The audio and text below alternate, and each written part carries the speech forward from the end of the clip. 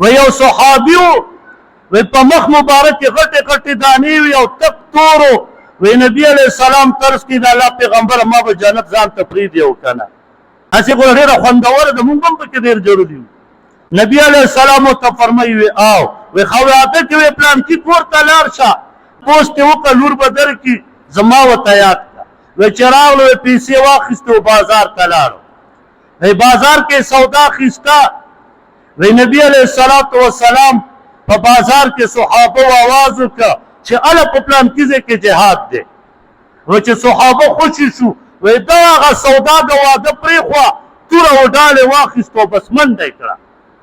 وی نبی علیه السلام خپل غېږ کې سملو او نبی علیه السلام ورته وکته مسکی شو مخې ته واړو و چې په ژړام شو مسکی شو دا واقعه سې غټه ده ما مختصر بیان د دې په باره کې علما فرمایي دروغ دي ښه ضعیف نه دروغ خلک یې وایي او موږ له داسې اوښکې به یو الله مو دې معاف کړي بس مشهور شی چې یو ځل مشهور شي چې بیا پرې رد کړي بیا ډېره ګرانه وي